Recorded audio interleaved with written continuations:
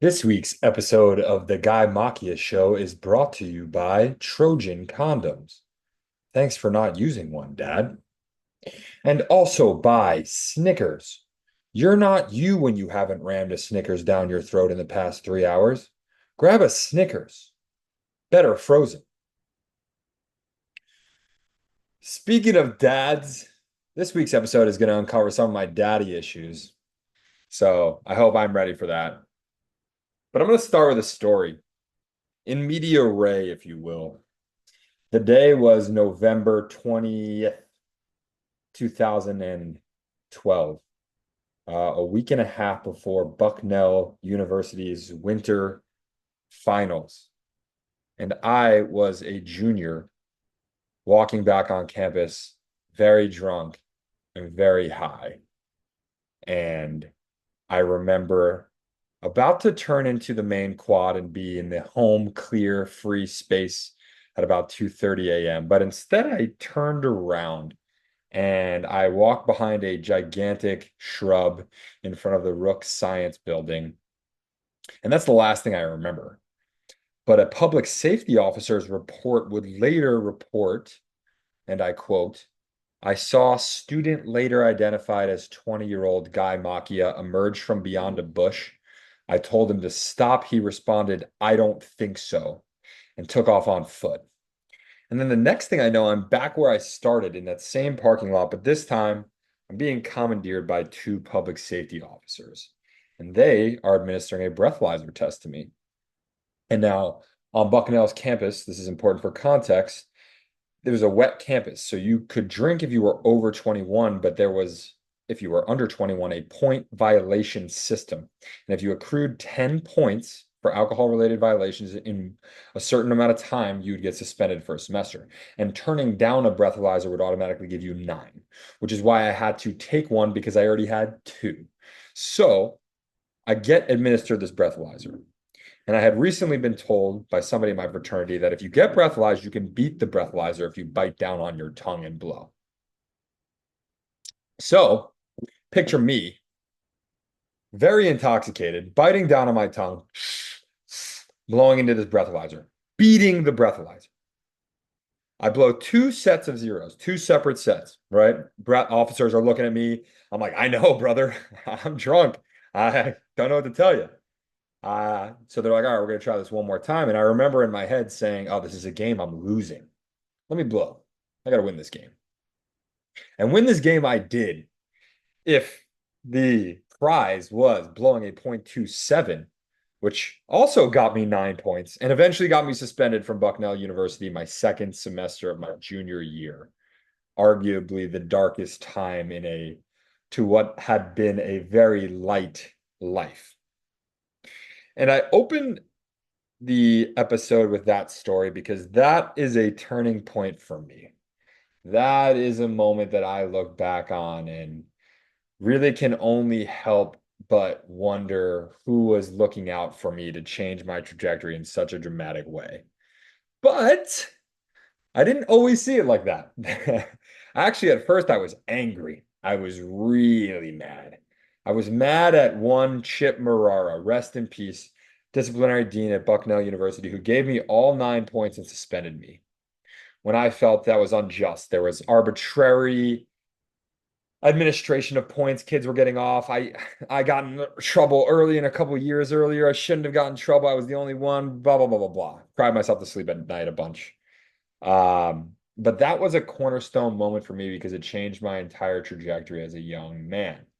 Now, using my nepotism, I was set to have an internship at a large financial institution on Wall Street that summer, which would have been my prior to senior year summer.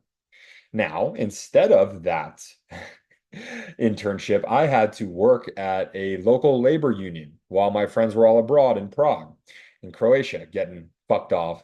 And I was sitting making Google Maps for this labor union all semester, being all depressed and shit. And I had to go back to Bucknell for that summer to ensure that I would graduate on time. So I didn't get my internship. And as a result of that, I was left jobless in the fall, which is when I was poached by a young recruiting agency, a technology recruiting staffing agency. It's pretty much just a fraternity out of college. It was absolutely everything I could have imagined or wanted and more. Hot girls, hot guys. They were like, "Hey, were you in a fraternity?" Not, essential that you were, but it might be a nice to have. And it was rah rah shit going on all the time. Anyway, as any good smokescreen or valuable situation is, it was only a matter of time until it crumbled. And so crumble it did. And at the time I was seeking modeling, other career pursuits. My mom was gassing me up. God, you're so handsome. You should model. So I go on this crash course. I lose a bunch of weight. I start personal training, fall in love with the body. It's a process. My body's broken, fixing it. And I now do fitness. Fast forward 10 years later, I now do fitness for a living. I coach movement. I teach, I personal train. I do hands-on manual therapy, what have you. So what could have been a 250-pound walking cocaine overdose on Wall Street turned into the man you see here.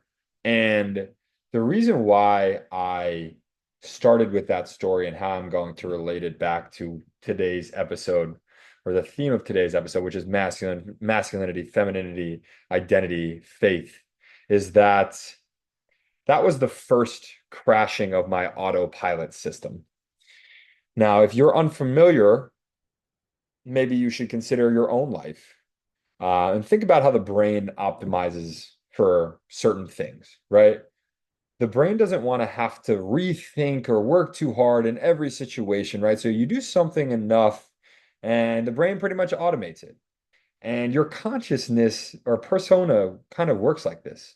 What you adopt as a child, you don't ask to adopt it. You're around certain influences and you're not developed enough to be developing an individual persona. So you're a result of your environment, right? And so you, in this autopilot scenario, start adopting certain things. I wouldn't say against your will, but with unwittingly, right? You develop and cultivate a character. And that character is probably going to proliferate unless something really dramatic happens to it that gets it into trouble and makes you ask, holy shit, what was I doing here? And for me, that was my suspension, right? The first time my autopilot slowed down enough. Um, and ultimately, what I learned was I didn't have faith in anything, right? Learning faith was how I was able to forget or forgive Chip Morera, RIP, and myself. It wasn't Chip who got me in trouble, it was me. I did all the shit. I was the common denominator, right? So finding faith, and that was difficult for me because I wasn't brought up religious. I wasn't brought up faithful. I am the result of an Italian Catholic father and a Jewish mother. And I think out of goodwill or just, watching their parents be a little kooky about their own religion, decided we were not going to raise our kids religious, which I appreciate. But at the same time, it left me with a little bit of a void, right? I didn't feel like I had a passenger guiding me on this journey. I felt very egocentric. I felt very individual. And the problem with that is I had accrued all the things that I was told to accrue or covet, right? I was in this career on my way to making six figures as a young 20-year-old. I had girls, I had a six pack, but I wasn't happy. I didn't have control of my time. I forecast 40 years down the road, commuting in and out of Manhattan just to save a couple $100 every month, right? Until I retire, right? I take vacations when I want and or when I can, and then I retire at some point. And that didn't seem like a sustainable life for me, who I've come to believe is a little bit of a uncaged beast. I don't like authority in that regard. I like to be on my own. And I wasn't prepared to take on that life. So lo and behold, God, whoever I started believing in, whoever I started putting my faith in, forced my hand, right? There were certain things happening at work. There were certain anxieties, certain stresses that caused me to ask myself if I could do this, if this was sustainable. And the answer was an unequivocal no. So I quit and I start doing whatever it is I started doing, modeling, acting, figuring it out, just kind of trying to find myself. But that moment of understanding that a lot of my And obviously it was a process, but a lot of my strife, my internal strife was caused by the fact that I didn't have a faith. I didn't have something to put my energy and time and belief into. It caused me to realize that my autopilot had created some fears that I would then spend the majority of my 20s deconstructing, breaking down, and deciding how I wanted to reintegrate them into my system and into my psyche. And that's really what I've been doing for the past 10 years. And I feel like, honestly, only recently starting to put the pieces back together as an individual that I am really, truly proud of because I'm finally solving all my fears, or at least I'm covering what I'm afraid of so that I can then address it if I feel like it needs addressing. Um, and there's one thing that was missing, a big piece. And that was sex.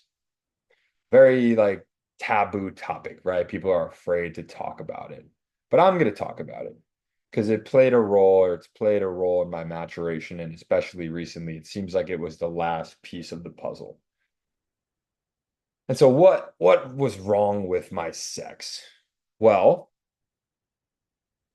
I would say as a product of my upbringing and environment, sex as a whole was nothing that was discussed, trifled with, talked about, right? As far as I knew, anything outside of standard missionary was deviant, right? And deviance would be tantamount to bad, parallel with, should I say, equivalent to.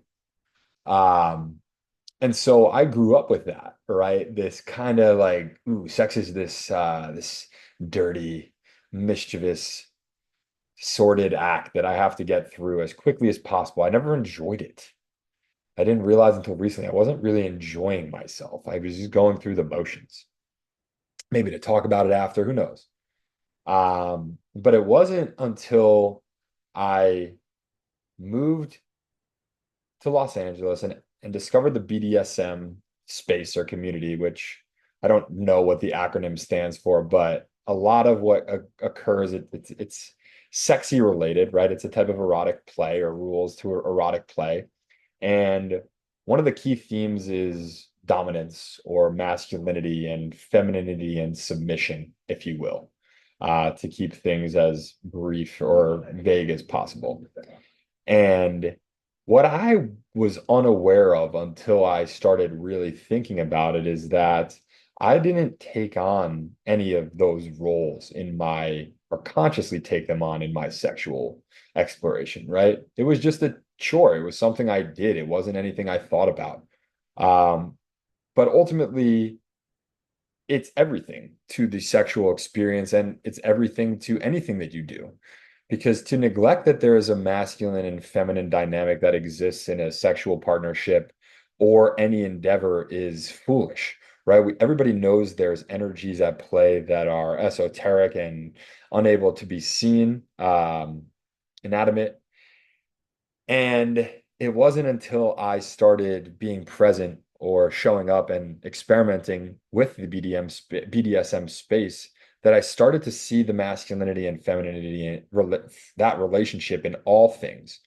And this goes back, I'd like to mention two canonical works in this space that have helped guide a lot of my understanding of it. The first is by David Data, who wrote The Way of the Superior Man.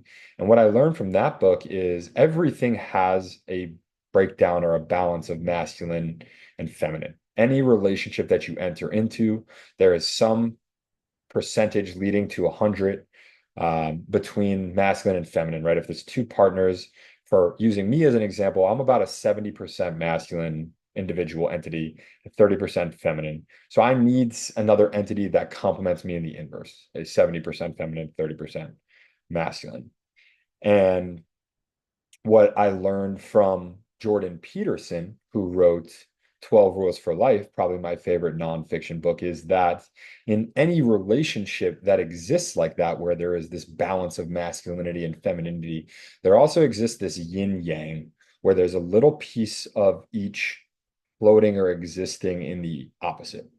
And so, as it pertains to my breakdown, right, if I'm looking at a 70% masculine, 30% feminine yin yang sign, I need to fill in that little circle that exists in my masculine half circle. That's the feminine, the white in the black, right? And oftentimes, greatness or proficiency in whatever the task is not accrued or truly attained until that last piece, that last 1% is the last puzzle piece that clicks everything together. It's greater than the sum of its parts. It's bigger than just that 1%. It unifies, it brings the practice together.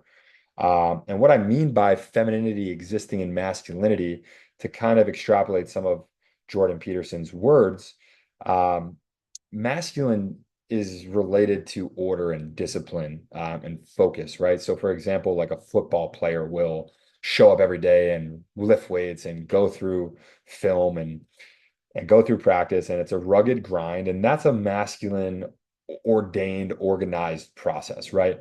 But within that process there are games, right? These chaotic things that you can't really prepare for. That's where femininity comes into play. Femininity associated with chaos in the form of creation, right? The fact that something can be created inherently makes it a little chaotic, right? And if a football player is now going to play in a game on Sunday against another team that they haven't prepared for, there is this added element of chaos, right? Of creativity necessary. And the best football players are able on this day to suspend or forget their order and all the work they've put in and be strictly present and allow that feminine, divinely feminine, kind of chaotic, creative side of themselves take over based on all of this training. They enter the flow state, which is inherently a creative place to be. And the reason why I bring this up is because understanding dominant, masculine, feminine, submissive dynamics helped organize everything else in my life. I realized that making sex taboo, I had put it in this box, in this space where it exists all by itself, right? It doesn't affect or touch any other aspect of my life. And that's not true. And in fact, that does a disservice to the other aspects of my life because there are lessons and things I can learn from sex and apply them to the things that I'm trying to do to allow me to be more effective at those things. And that's exactly what's happened to me when I have now been more present with my sexual self, showing up and understanding the roles and the roles that one can play and the options. And I use it specifically for my movement practice, which is something that's near and dear to me. And anybody who knows is something I focus on all day, every day. And the one thing missing from my movement practice was this divinely feminine, chaotic suspension of belief. Put your faith in this direction and trust, right? It's okay to wake up and have organized practice, but at times there is this necessity to enter into the space and not know what's going to come and eliminate any sort of outside perspective, fear of being judged, and allow yourself to be free using all of your processes and the methodologies that you've applied for years to just allow yourself to float and be free and be faithful and not fear. Most importantly, not fear. And so that is what I've learned in the past 10 years. I don't know how concisely I've made that or if any of that makes sense. But we can't isolate things entirely in our lives. Certain things just kind of exist together. And one of the greatest things I've learned is to allow myself and my presence to be my best teacher and allow myself to find interesting avenues and creativity in all my relationships and all the things I do. And sex being one of those things, it just is. It's one of the things we do, right? Procreation, it's built into our being, but somewhere along the line, I think a lot of us inherit this taboo nature and we take it and other things on this autopilot trajectory into this psyche that we did not believe or choose, right? And someday we wake up, or maybe we don't, and we feel this dissonance in our soul because we are on a path doing things that we don't want to do. And we never took the time to rectify and decide that they were things that we actually wanted or if they were things that were given to us by our upbringing, by our circumstances, by our environments. So, this episode hopefully will challenge you to think about your autopilot systems, your fears, your beliefs, the things that you are without knowing that you are. And maybe it will draw some introspection, and maybe you can pivot or not pivot, depending on what you find. But I hope my escapades help you as always.